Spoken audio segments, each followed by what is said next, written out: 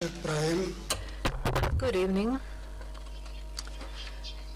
Maybe we are not liars, but the truth is that nobody believes or trusts nobody or anybody else. In 1965, Hannah Arendt wrote that if people have no access to truthful information, freedom is ruled out. 30 years later, it was written that people will never have access to information. Politicians will never tell people, that is citizens, what they say among themselves. And you said, just take care of the freedom, and the truth will take care of itself. I would say today that take care of trust, and the truth will take care of itself. The question is how to take care of trust. Then Ben Ariely, in his 30-page book entitled How We Are Cheating the Others and Ourselves, wrote and described various experiments. He inspired one joke. An agitated man came to a rabbi, said that somebody stole his bicycle in front of the synagogue. The rabbi said, nothing, no problem, we'll investigate. Come to synagogue on Saturday and I read the commandments, and if you look around yourself and those who look down, these will be offenders. After the service, the rabbi came to the man and asked, did it work? He said, perfectly. When you came, I just remembered where I forgot the bicycle, and this was an inspiration for a few interesting experiments. Like, for example, everybody was cheating. Somebody was cheating more, somebody less, but nobody is quite honest. Even the motto of the book is, if you want to know if a person is honest, ask him if he's honest, and if he answers yes, he is a liar.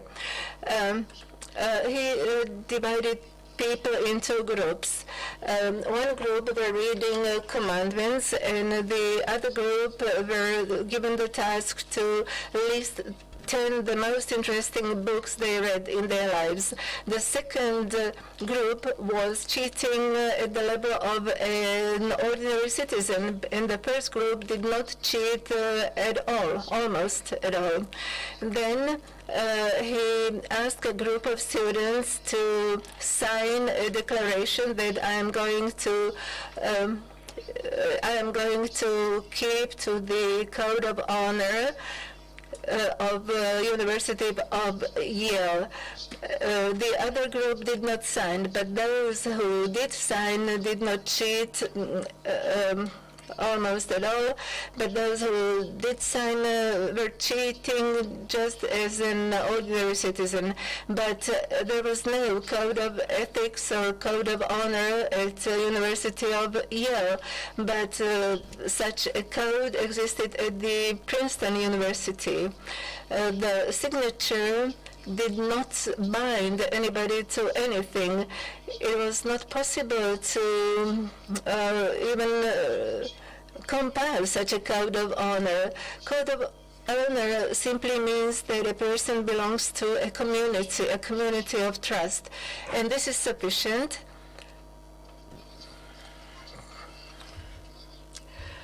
to make people lie less, cheat less.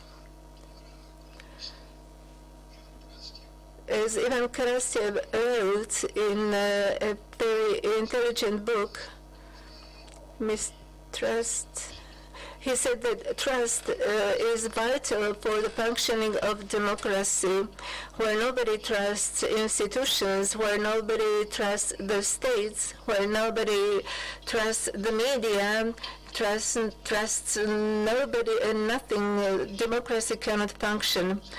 Another important factor for the functioning of democracy is empathy. President Obama, in his pre-election address, said that too much attention is given to the deficit to the fiscal deficit. Much more attention should be paid to the empathy deficit. If you can imagine the world as seen through the eyes of the others, if you are able to understand those who are poor, who are fleeing poverty, disasters, if you are able to expand your empathy also to those who are not your friends, but who are people who are strangers to you, you may not even like them, but it's very difficult not to act. This is what Obama said. Many referred to this Obama speech as the words of a preacher, not a statesman, but I myself believe that this was the address of a statesman. It is necessary to expand the circle of trust and empathy. The European Union is thus far the last attempt to expand this circle. Fear and mistrust are the greatest problems in expanding this circle. Thank you for your attention.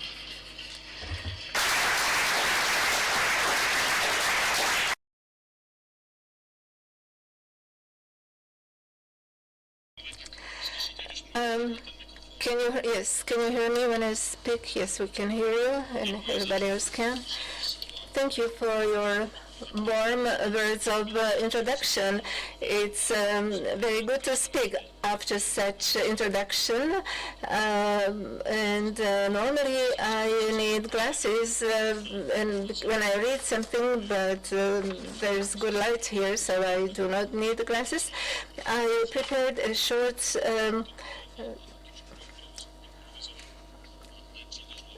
introduction, and I'll read some of it, and I also speak freely. I prepared my presentation in English, and in order to keep to the image of Central European official, I'll continue speaking in English. So I apologize to those who speak Slovak or Czech. It's a great pleasure for me, great honor to be here at the Central European Forum, to be back to Bratislava. It's always very pleasant to come back to Bratislava, which is linked to many of my very pleasant memories from a few decades ago. But I have to say that everybody who is living in the Czech Republic and was born at the time of the Czechoslovak Republic loves coming to Slovakia and learning about Slovakia, because Slovakia is the country that was part of our own, but after then we split, but now in the European Union we are together again. There is a little speech for the beginning of the forum, and I would like to start with a quote. This is a quote from a letter that Ernst Bertram, who was a professor of literature at the University of Cologne at the time, he sent to his friend Thomas Mann. This was in May 1933. Now, why he's sending the letter? Ernst Bertram has participated in the ceremony of burning un-German literature at the university's monument to the fallen soldiers. Burning of the un-German literature was quite a popular pastime at the time. And he is expressing a feeling of satisfaction to a certain extent. He is saying, I have prevented the books of my other friend, literary critic Friedrich Gundolf, from being burned. But I did not, unfortunately, save those of Thomas Mann.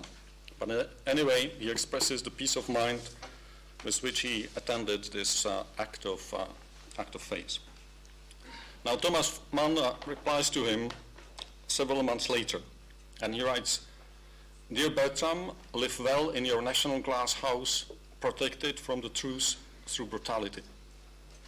The Central European Forum is an important reminder that there is a human community and that there is a civil society, and that there is an open society, not confined to a glass house with collective illusions in this part of Europe.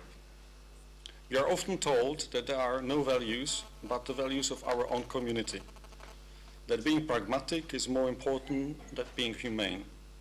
This is not the first time in the history of this part of Europe that we hear such things.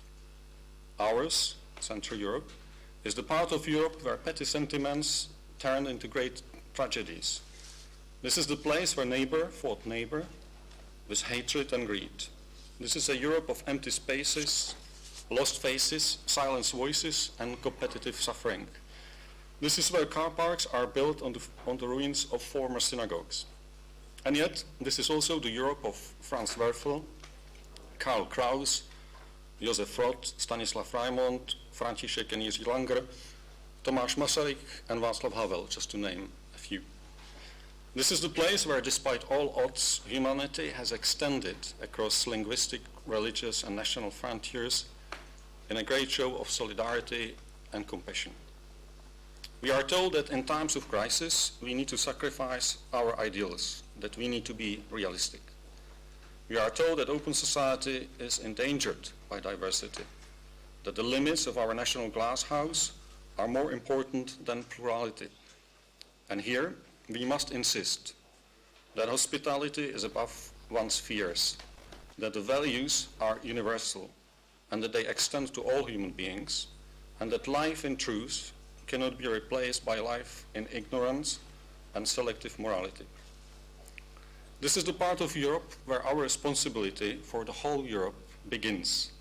Our humanity is the starting point of the humanity of the others. This is where we need to act.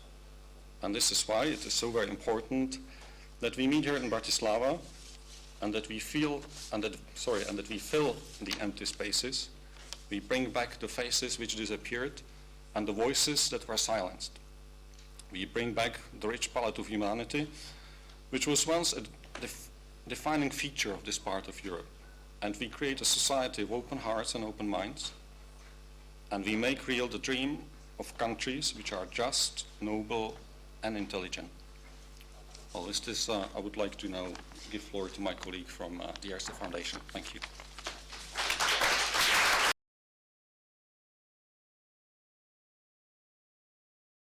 Thank you very much, Marta.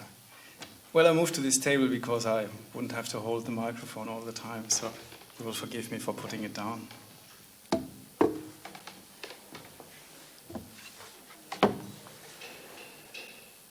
Dear speakers and guests of the Central European Forum, dear Marta, dear Project Forum colleagues, ladies and gentlemen,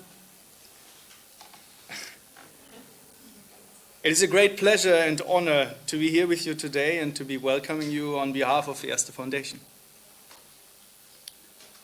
I'm the second speaker at the conference carrying the title "Everybody is Lying." This obviously adds irony to any speech. However, please believe me that it is an honor for me to speak here. The Central European Forum has chosen us, has chosen the Erste Foundation to support the forum, which is why I'm sitting here. It is a pleasure for me professionally because I think it's a fine place to address you.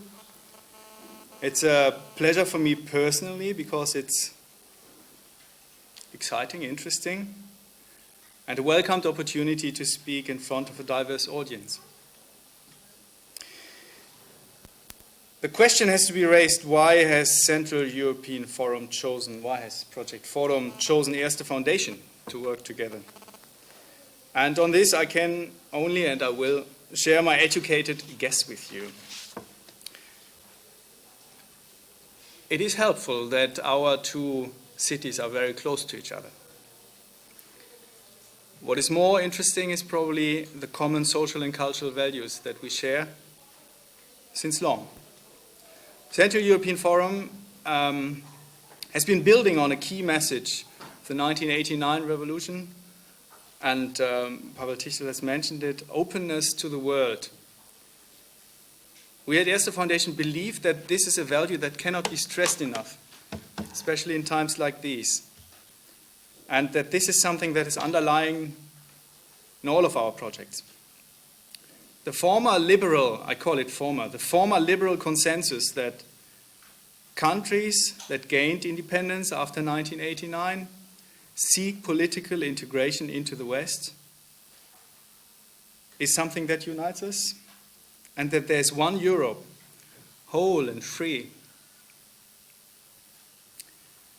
The European Union, for some of the neighboring countries, which are not member states of the European Union right now, is still something attractive, something they aspire to. Their societies, their people. If you ask their people in polls, numbers for do you eventually want to join the European Union are decreasing. To work against that, we from Erste Foundation, for example, support school exchange, to start with the youngest, to make sure that young people see neighboring countries with their own eyes and that they're not so much affected by wrong information. Another value, Central European Forum at Erste, believe in a strong civil society. Civil society is, excuse me for being frank, one of those buzzwords that all of us use a lot. It's a buzzword. Not everyone knows what it means. And it's a buzzword that allows multiple interpretations. And is it always positive, this civil society? Is civil society only the positive part of society we want to see? Is Pegida in Germany? Is Jobbik in Hungary civil society? There's a definition by Helmut K. Anheier, sociologist, which I would like to read out to you. Civil society is the arena outside family, government, and market, where people voluntarily associate to advance common interests based on civility. Definitions are never really easy to digest. And I ask you to take a look at this word, civility. Civility is, if you translate it quickly with Google, politeness.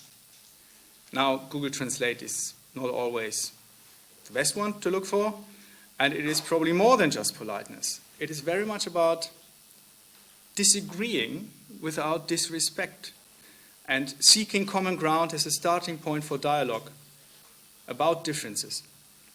Civility is the hard work of staying present, even with those with whom we have deep-rooted and fierce disagreements. And there's deep-rooted and fierce disagreements these days. It stands for everyone's voice is heard and nobody's is ignored. Now, according to this definition, seeking common ground, civil society, Pegida is not very good at seeking common ground. So why has Erste Foundation, on the other side, decided to support Central European Forum since its very beginning in 2009, when first talks have been held? 2009, conference was under the title, What Happened to Democracy? We realized that the Central European Forum is the one almost permanent platform for public informed exchange that we would like to support. The titles and the topics of the miscellaneous years continued with 2011, not all of them very happy, if I may say so. 2011, the end of the future. 2013, why is Europe still alive? 2014, us and them, and this year, as you know, everybody's lying. The Central European Forum is very open to the public. Thank you all for coming. It's not behind closed, well, okay. Theoretically, it's not behind closed doors. Also in practice, doors can be open. It's very approachable. It's free. It's in the heart of the city. It takes place at times when most of us are not sitting in our offices. I don't.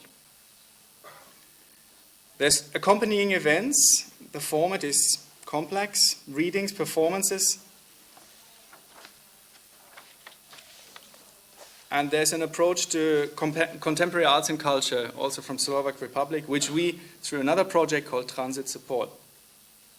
Now, We would like to make sure that Central European Forum keeps on existing and continues. Briefly coming back to this lying and telling the truth, because it was so tempting when thinking about what to tell to you. Rudyard Kipling, version A, Aeschylus, version B, has been quoted with, "In war, truth is the first casualty." Are we at war? No, but we are more than ever afraid of it again. And as a recent conference in Vienna pointed out, the Vienna Policy Conference, October 2015, this is the new normal. That was very popular as a slogan, the new normal. Is the new normal a permanent state of emergency in which we see ourselves? We have had miscellaneous crises, financial crisis, now apparently the refugee crisis. They're both called crises, but what is at stake? Financial crisis, what do we lose? Money, trust in banks, maybe our pensions? What is at stake at the refugee crisis? Now, this is a very crucial test for the EU, for the European Union as we know it. And this test isn't won yet. So what is needed now? We think that what is needed now is unbiased information, and that's hard to get. Newspapers and television stations with less income from advertising are more and more forced to look for other sources of money, or to look for primarily money. And if you're the editor-in-chief of a newspaper, you can, to a certain extent, boost or decrease the sales of your newspaper depending on your headlines. There's tabloids, there's quality newspapers, all fall in that trap. There's a project of ours, project partner of ours, running the Balkan Fellowship for Journalistic Excellence. It's an NGO, and this NGO, together with two other NGOs in Serbia, is under attack from the government. So we have quality, free media, being called by Serbian Prime Minister Aleksandar Vučić, who otherwise does everything he can do to please on a highly political level. So Prime Minister Aleksandar Vučić calls them liars. Unfounded claims, smear campaigns through other tabloids, photos being published, bank accounts being leaked. Now this is the state against the free press. Then, if you look at Germany, the so-called Lügenpresse discussion that we have right now, a term used since 1916, by all sides, by the way, by all sides. We have Pegida claiming that quality media is not really reporting correctly.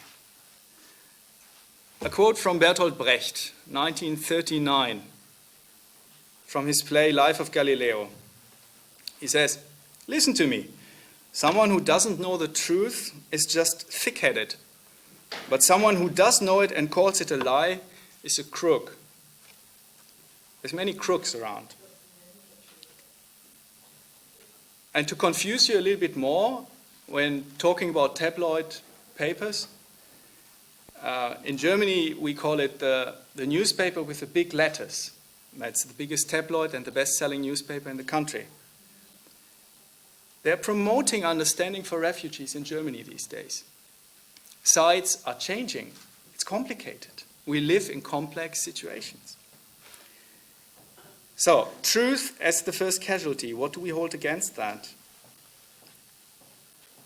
We published booklets, frequently asked questions, ideas to become active with refugees, with people who are now living as our neighbors.